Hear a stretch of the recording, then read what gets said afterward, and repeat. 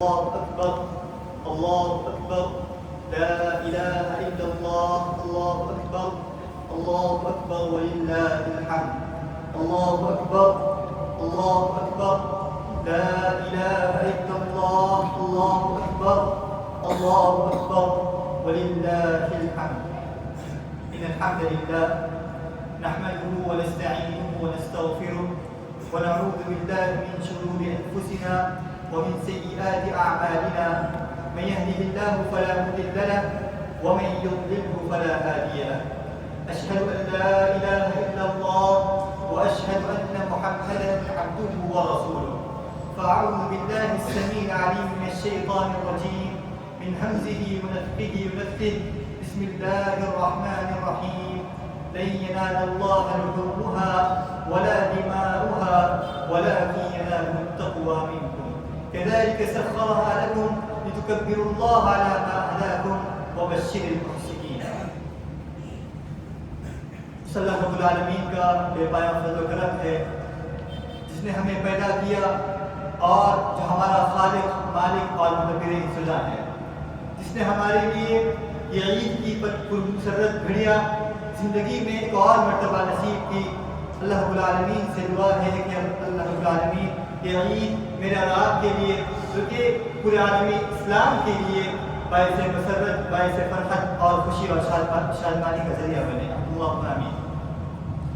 محترم حضرات، میں نے آپ کے روبرو خطبہ عید الاضحیٰ کے لیے سورۃ الحج کی ایک مشہور معروف آیت تلاوت کی. یہ آیت اس موقع پر ہم بارہا سنتے ہیں جس میں اللہ رب العالمین نے قربانی کے فلسفے، قربانی کی حکمت اور اس کا مقصد اس آیت میں بیان کیا ہے.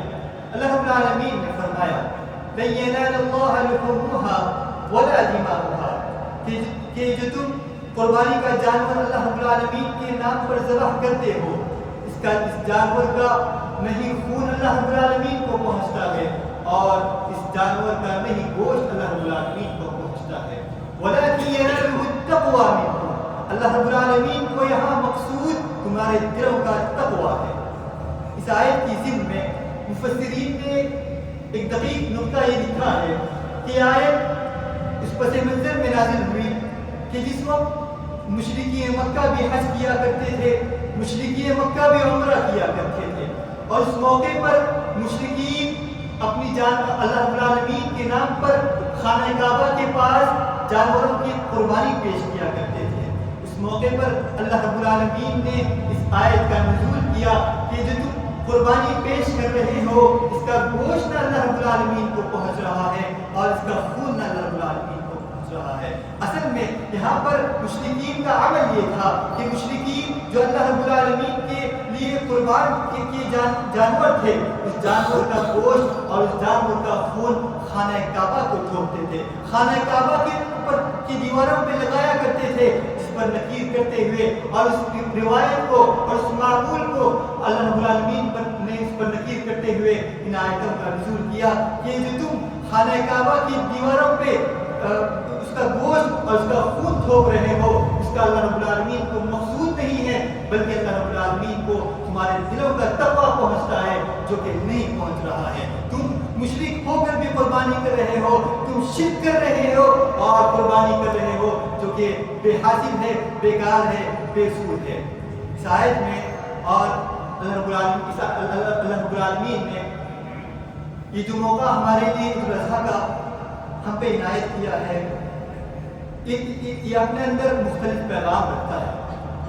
بلکہ شریعت کی ہر مناسبت، شریعت کا ہر موقع اپنے اندر ایک خاص پیغام رکھتا ہے، اور شریعت کی مناسبت، عید الاضحیٰ کی مناسبت ایک خاص پیغام یہ رکھتی ہے کہ یہ عید، یہ مناسبت تجدید ایمان کے لیے ہمیں موقع ملتا ہے، تجدید ایمان کے لیے اور اپنے عقیدہ توحید کی تجدید کے لیے یہ موقع ہماری زندگی میں آتا ہے. لہذا سب سے پہلا فریضہ ہم پر یہ ہے کہ ہم اس موقع پر اپنے ایمان کی تجدید کریں، اپنے ایمان کو ٹٹولے، اپنے عقیدے پر نظر رکھے کہ کہیں ہمارے عقیدے میں توحید کے ساتھ کچھ ملاوٹ تو نہیں، کہ کہیں ہمارے عقیدے میں شرک کے مظاہر تو نہیں، کہیں ہمارے اپنی اپنی زندگی میں، اپنے گھرانے میں، اپنی فکر میں، اپنی سوچ میں کہیں شرک کے مظہر کو نہیں پایا جا رہا ہے۔ ہم جس معاشرے میں اور جس سماج میں جی رہے ہیں قدم قدم پہ شرک کے مظاہر پائے جاتے ہیں۔ لہذا یہ موقع، یہ مناسبت، یہ عید الاضحیٰ کی مناسبت ہمیں ایک پیغام دیتی ہے کہ ہم اپنے توحید کا جائزہ لیں، ہم اپنے ایمان کا جائزہ لیں، ہم اپنے عقیدے کا جائزہ لیں۔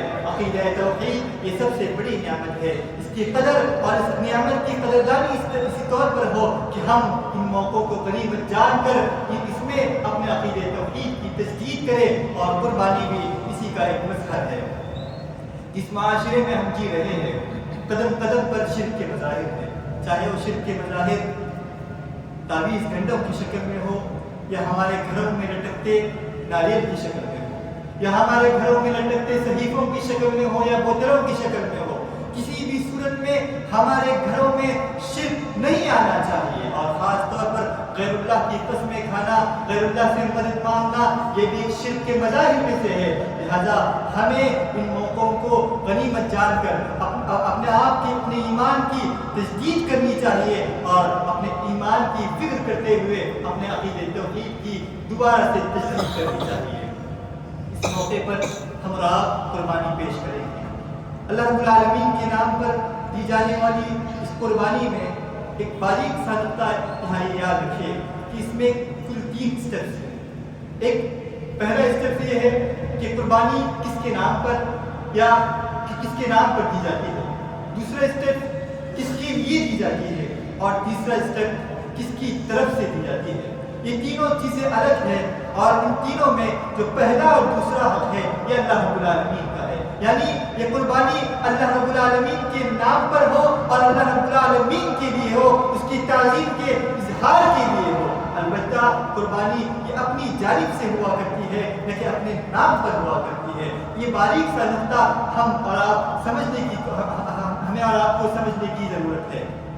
لہذا یہاں پر ایک مسئلہ یاد رکھیں کہ جب بھی ہم قربانی پیش کریں تو اپنی جانب سے اللہ رب العالمین کے نام پر اللہ رب العالمین کی تعظیم کے اظہار کے لیے ہونی چاہیے۔ اللہ رب العالمین نے پیارے نبی کو سکھاتے ہوئے یہ کہا، قل ان صلاتی ونسکی ومحیای ومماتی للہ رب العالمین۔ اے نبی آپ کہہ دیجئے کہ یہ میری نماز، میری قربانی، میرا جینا، میرا مرنا، یہ تمام اس اللہ رب العالمین کے لیے ہے، جو ہمارا پالنہار ہے، جو ہمارا خالق ہے، جو ہمارا مدبر ہے، لا شریک لہ، ہم اس میں کسی کو شریک نہیں کرتے۔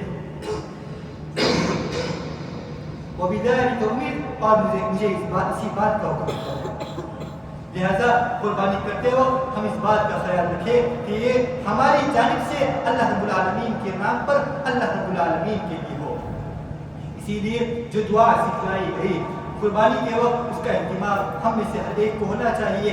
بسم اللہ اللہ اکبر اللہم ھذا عنی وعن اہل بیتی، یا جن کی جانب سے قربانی ہو رہی ہے ان کا نام اس میں شریک ہو۔ قربانی کے دوران جو آداب، جو مسائل علماء کی جانب سے ممبر و محراب کی طرف سے آپ کو ملتے ہیں، اس کا خاص طور پر خیال رکھیں۔ اور اس میں ایک خاص بات یہ ہے کہ قربانی ایک عبادت ہے، اور اس عبادت کے دوران ہمیں پاکی صفائی کا خاص طور پر خیال رکھنا چاہیے۔ باقی آدھا ایمان ہے، ہم قربانی کی اس عبادت میں اتنا سرشار نہ ہو کہ پاکی صفائی کو بھول جائے۔ باقی یہ آدھا ایمان ہے، لہذا اس کا خیال رکھتے ہوئے، اس کا خیال کرتے ہوئے ہمیں اپنی قربانی پیش کرنی چاہیے۔ ہمیں غیروں کو یہ ثبوت دینا چاہیے کہ ہمارے یہاں جانور تو ضرور کٹے، مگر اس کی گندگی ہمارے گھروں سے باہر گلیوں اور ہمارے محلوں میں نظر نہ آئے۔ یہ ہماری اور آپ کی ذمہ داری ہے۔ اسی طرح سے حضرات، اس موقع پر ایک خاص پیغام مجھے آپ کے سامنے یہ دینا ہے کہ یہ قربانی حضرت ابراہیم علیہ السلام کی سنت ہے۔ حضرت ابراہیم علیہ السلام کی زندگی ہمارے لیے اسوہ اور نمونہ ہے۔ ان کی زندگی کا ایک ورق ہمارے لیے آئیڈیل ہے، ہم ان کی زندگی کو اسوہ بنا کر کے، آئیڈیل بنا کر کے چلیں۔ لہذا حضرت ابراہیم علیہ السلام کی زندگی پر ذرا نظر دوڑائیں.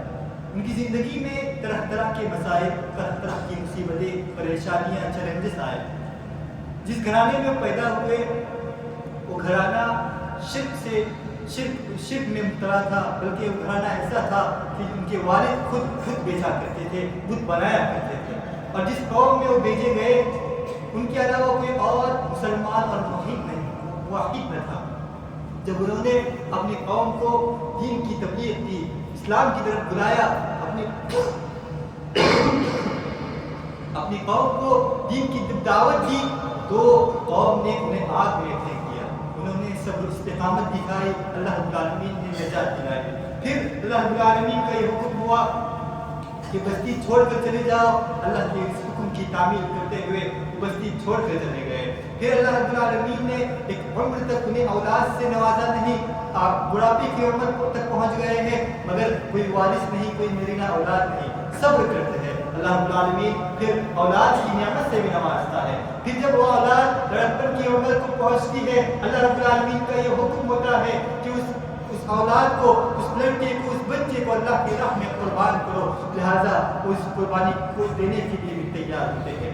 سیرت ابراہیمی ہمیں سبق دیتی ہے کہ مسلمان ہو یا کوئی اور، قدم قدم پر مشکلات آئیں گے، قدم قدم پر مختلف چیلنجز آئیں گے. ان چیلنجز کا مقابلہ کرنا اور اس میں صبر استقامت دکھانا، اس میں اللہ رب العالمین کی بندگی اختیار کرنا ایک مسلمان کی پہچان ہے، ایک موحد کی پہچان ہے.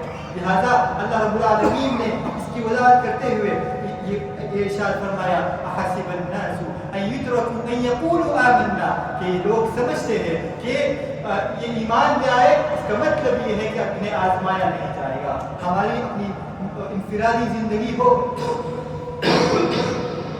یا اپنی اجتماعی زندگی ہو، مختلف مسائل کا ہمیں سامنا کرنا پڑتا ہے.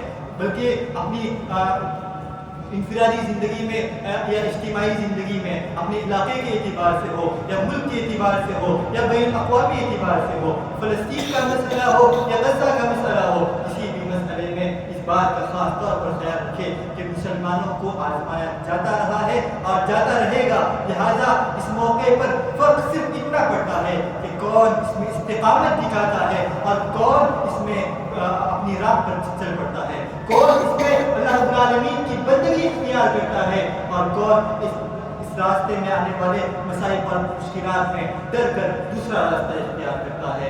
جب وفا کی راہوں پہ وقت کا تقاضا ہو، جب وفا کی راہوں پہ وقت کا تقاضا ہو، آپ کے سمندر میں کودنا ہے قربانی. وقت کے ستمگر سے، بد مزاج حاضر سے، لہجہ خلیلی میں بولنا ہے قربانی. اس عید کے موقع پر حضرت ابراہیم علیہ السلام کی زندگی سے ہمیں سبق لے کہ زندگی میں مختلف چیلنجز آئیں گے، مختلف مسائل آئیں گے، پریشانیاں آئیں گی. ان پریشانیوں پر ثابت قدم رہنا، استقامت دکھانا، صبر کرنا ایک مسلمان کی، ایک مومن کی پہچان ہے اور اسی میں ہماری اخروی اور دنیاوی نجات ہے. اللہ رب العالمین سے دعا ہے کہ اللہ رب العالمین اس عید کی پرمسرت گھڑیوں کو ہمارے لیے باعث رحمت، باعث برکت اور باعث فرحت بنائے. یا عید پورے عالمی انسانیت کے لیے اور پورے عالمی اسلام کے لیے باعث مسرت کا ذریعہ بنے. جو لوگ پریشان حال ہیں اللہ رب العالمین ان کی پریشانیوں کو دور فرما. اللہ جو لوگ قرض دار ہیں اللہ ان کے قرض کی ادائیگی کے اسباب عطا فرما. اور ہمارے ملکی، ملی اور انفرادی اجتماعی تمام حالات کو اللہ تعالیٰ درست فرمائے. آمین ثم آمین. أقول قولي هذا أستغفر الله لي ولكم ولسائر المسلمين من كل ذنب.